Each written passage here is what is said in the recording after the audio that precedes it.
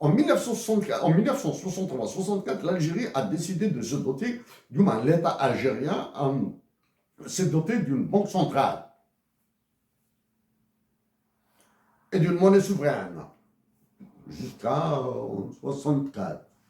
J'en ai déjà parlé sur la valeur, la cotation du dinar et la valeur, comment il a dégringolé. Le dinar algérien, comme le franc CFA, à un certain moment, il était plus cher que le franc français. Ok? J'ai déjà donné l'histoire.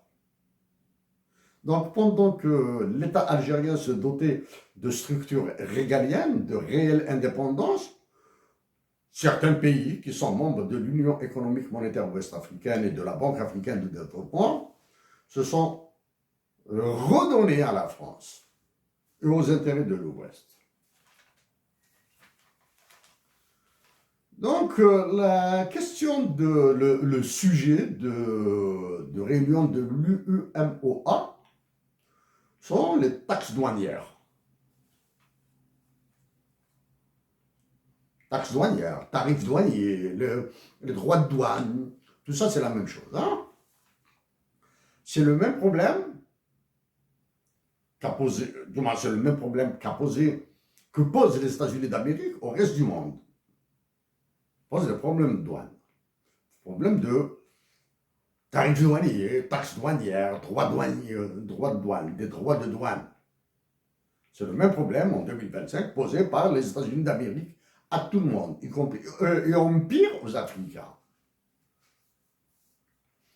Donc, vous comprenez, il est facile pour tout le monde de comprendre que les droits de douane sont une arme de guerre. Sont une arme de guerre.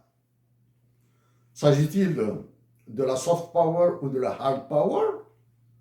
Tant donné qu'il n'y a pas de militaires apparents, visibles, on va dire que c'est de la soft power. Mais après, ça risque de devenir de la hard power, surtout en Afrique. Tous les pays utilisant le franc CFA risquent d'être égorgés, brûlés, foutus en l'air par Emmanuel Macron.